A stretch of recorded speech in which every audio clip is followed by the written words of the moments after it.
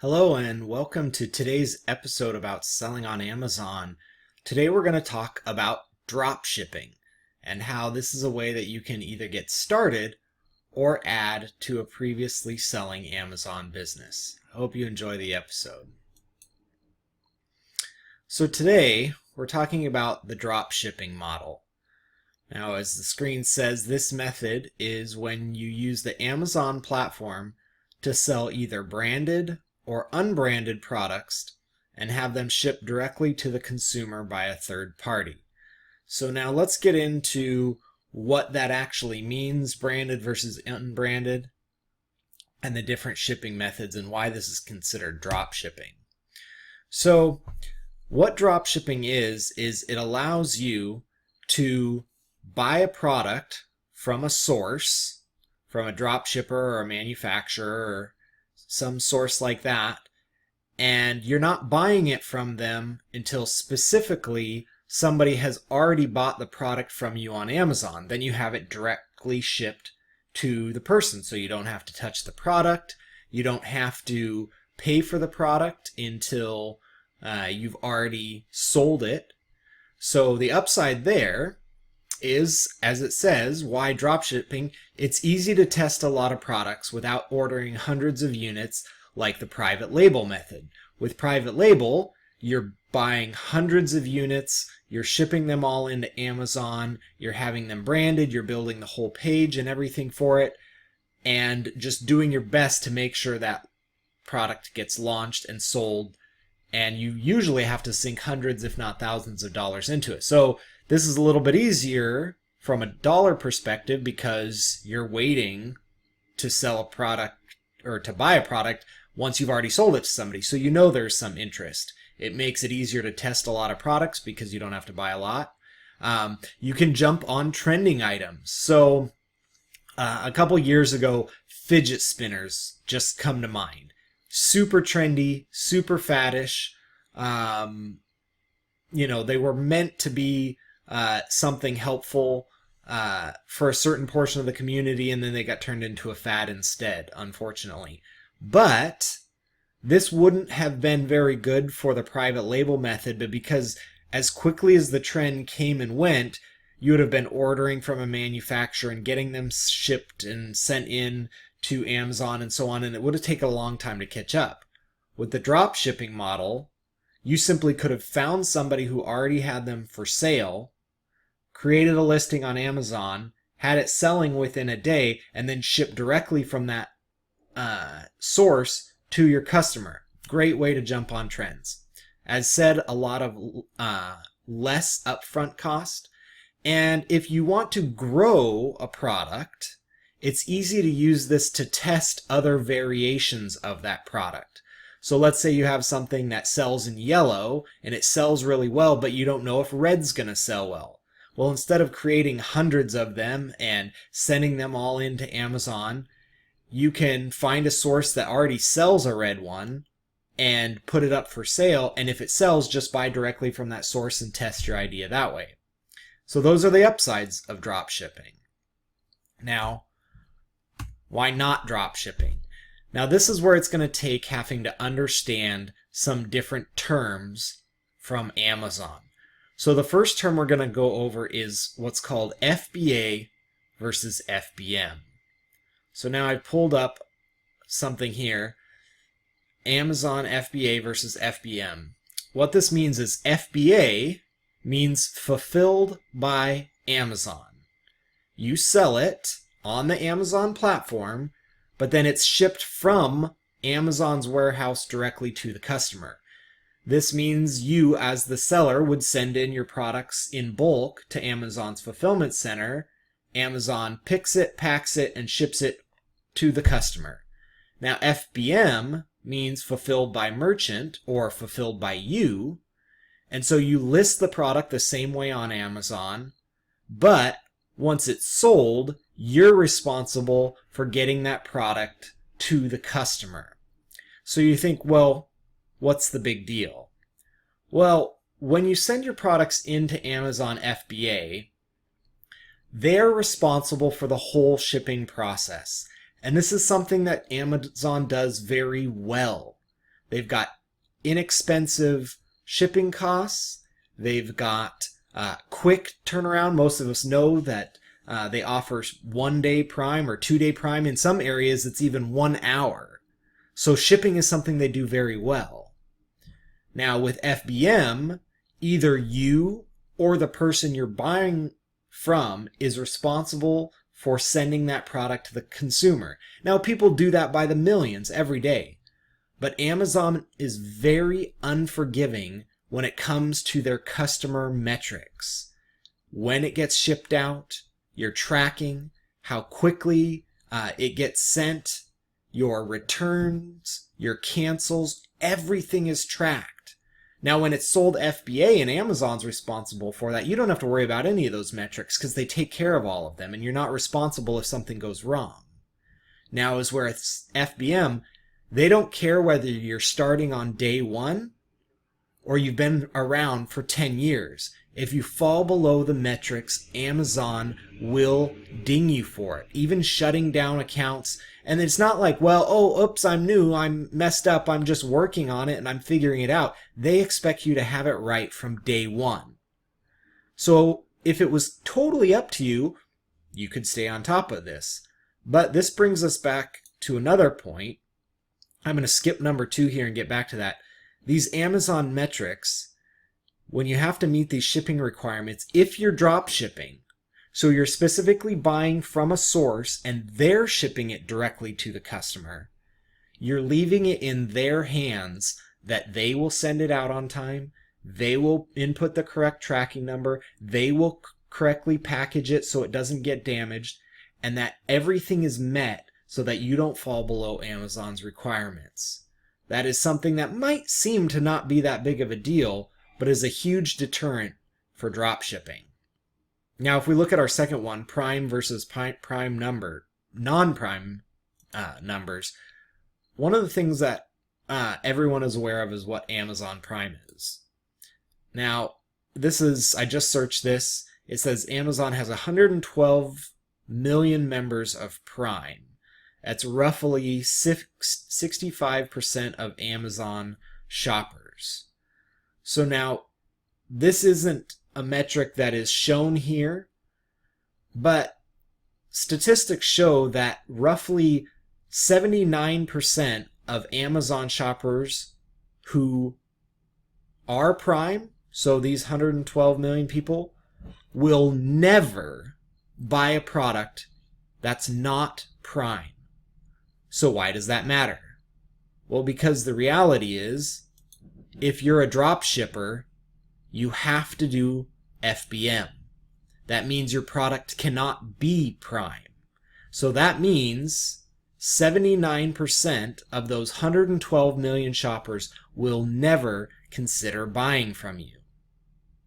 Now, that doesn't mean that you won't ever sell. It just means you're missing half of the population that ships on Amazon as potential customers. Now, the last part is what I describe as time consumption versus low margin of profit. This is because you are generally buying from somebody who already has a markup on the product. So your margins are very, very minimal. So for instance, with private label, we use the example of barbecue gloves. Most often we could buy a set of barbecue gloves for under $2 and could sell them for anywhere between $15 to $20, a significant margin. Whereas with drop shipping, generally we're going to find somebody who's selling barbecue gloves for between $8 to $10, and we're selling them around $15 to $20, so it narrows our margin. And those numbers are, off the top of my head, but generally, whereas with a private label product, we're looking anywhere between 50 to 70% of a profit margin, drop shipping is often lower, between 15 to 20%, which can get eaten up very, very quickly. So let's talk about getting started with this, and I'll show you some examples of places you could go to get started and how there's different methods. Now, drop shipping is a big, wide, expansive term for a lot of different methods that people use. Okay, but we're going to talk about two different types of drop shipping, branded and unbranded. Okay, so now drop shipping with a branded product is sourcing something that is made by a specific manufacturer and it's sold through vendors. So think of it this way. Nike is a branded product, but Nike isn't the only person that sells Nikes on Amazon. They have vendors that also sell it. Well, you could buy from one of those vendors and sell on Amazon and take a very, very minuscule portion of that branded product. Or you can go unbranded and you kind of follow the same process as private label. You create a listing, you do the pictures, you do all the write-up, you do the whole launch and everything with it. But instead of having all your product already there at Amazon, once it actually sells, then you're purchasing it and sending it to the consumer. So let's take a look at what this actually looks like. And I'm going to show you a couple different examples, okay? So here is an unbranded product, okay? It's some type of abdominal exerciser machine, okay? Now, I'm not going to click on this listing because you can see here it's a sponsored ad and it will cost them money, and I don't feel it's appropriate for me to just cost them money because I'm using them as an example. But you would go in and they would have created this whole listing. They would have done all the pictures with it. And as you can see, this number here, 3,485 in sports and outdoors, they're selling a lot of these units. Okay? But this is a no-name product. There's no branding with it whatsoever. Now let me show you a source where you could drop ship a product just like this from. Okay? This is called banggood.com. This is a site that has products, anything you want to find, mainly made in China, but sometimes they are stored here in the USA. So you can see this exact same product that's being sold here for $47.65. You can buy this exact same product for $10.49 shipped from the US and sell it on Amazon. Now, most likely, this is a private label seller. They have sent in these products, a lot of them, to Amazon. As you can see, they're Prime, so they're being fulfilled by merchant or by Amazon. They're not doing drop shipping, they're doing private label, but there's no reason why they couldn't do a fulfilled by merchant and just simply purchase one of these products every time they make a sale on Amazon and have it shipped out from them. Now again, you're relying on them processing it quickly, getting it sent out quickly, and making sure that you hit all those metrics. So like, look right now, it's on sale, all right, 38% off.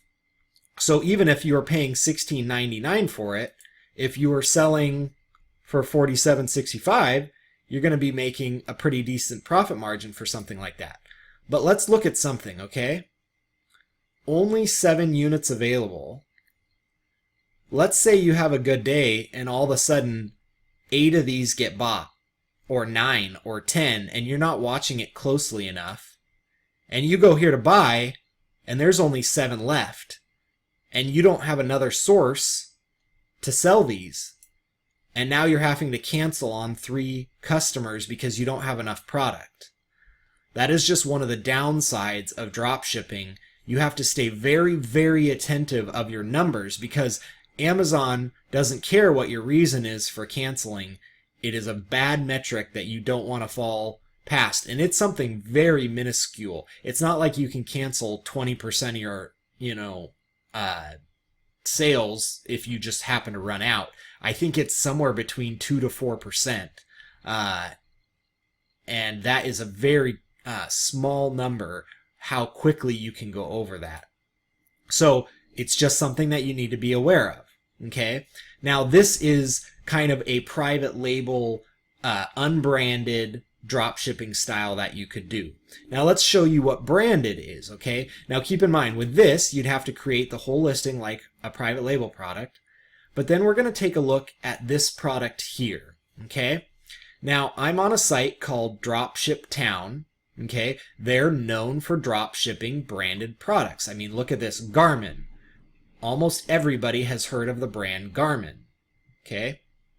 So this is a branded product that you can buy from this drop shipping company for $51.77. Now, if you go over, you can find that exact same product on Amazon, selling from anywhere between $65.99 up to $99.99, $79.99, $69.99. Okay, so a wide range of prices.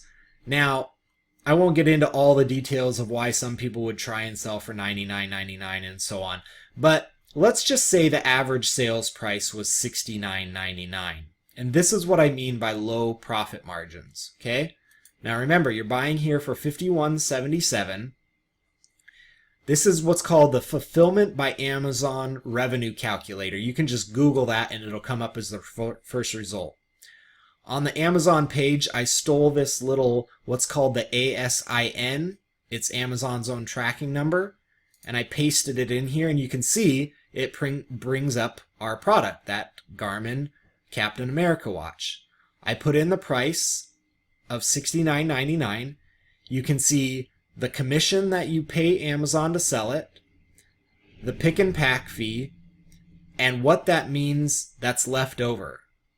So $55, or let's say $56, just for ease sake, is your take home from that. Yet you bought it for almost $52. So you only have a $4 profit margin. That's less than 10%. And that's if nothing goes wrong. Okay, if you have, which these generally offer free shipping, so that's not a problem. But you're only making $4 on that product. Now, keep in mind, there are hundreds of ways to get product. This just happens to be one thing that does drop shipping. And it's not that everybody has the same prices. You could go find another drop shipping account and you're finding this for $42 and all of a sudden you're making $16 profit or $14 profit. And so it is a numbers game of just finding what products are selling and what have profit. But now let's say you put it up for sale. You sold one for $69.99. Again, look at how many they have in stock. One. So let's say you're really diligent about having to go in and look at these numbers every day to make sure they're in stock, but you happen to sell one of these on the same day that someone else does, and you go in and that's not in stock anymore, you're having to cancel on Amazon. So it's just a warning of what's part of the downside with drop shipping. You have to spend a lot of time tracking your inventory, tracking your sales, making sure they're getting shipped out on time, taking care of any customer returns that might happen. But it is possible. Then you have to be able to look and source new products. So this is my take on drop shipping. Who should do drop shipping? Okay? If you watch the first video and you're interested in the private label method, but you're really not ready to jump financially into producing a whole product line, then maybe drop shipping is right for you. It allows you to test out ideas. It allows you to get your feet wet on Amazon, so to speak, by testing out the system, seeing how it works, seeing what people buy, seeing what the BSR numbers mean and how quickly stuff sells. It's a really good way to slowly test it. This is also okay if you're all right with those small profit margins. If at first, because you simply want to be able to test the system. Maybe $4 is fine with you because your thought is, well, if I sell one of those for $4, but I don't have to do anything else, then big deal. But just keep in mind, you're going to be spending a lot of time. You're having to spend the time sourcing the products. Then you have to track the inventory of who you're buying it from, tracking your sales that are coming in on Amazon, confirming your shipments and tracking numbers, and then providing any customer service to the individuals that want to be updated, knowing where's their product, why hasn't it come here yet? And even though you put in terms and conditions about, oh, it'll be 3 to 8 days or whatever your shipping times are, people will always still ask. That's just part of the business. Now, the one other segment who should consider dropshipping is people already doing private label. Now, let me give you an example of why this is a good way to test new products to add to their brand. Okay? I just looked this up on a whim. I have no idea who this is, but I'm assuming Little Donkey Andy is a private label seller. Okay? Now, let's say Little Donkey Andy was just getting started out like you or me. They have no experience on Amazon, but they decided to do private label, and their very first product was this gray jacket. They found a good deal on it. They liked the manufacturer. Their numbers made sense and everything. So at first, all they did was source this gray jacket. Let's say the gray jacket sells well. They've got a few hundred units in stock of a couple different sizes. Each of them are selling well. They've got a good listing. They're getting a good response from their customers, and they think, hey, we're doing a really good job selling this gray jacket. Let's try another color. But then they go to their manufacturer, and their manufacturer offers black, yellow, teal, navy, green.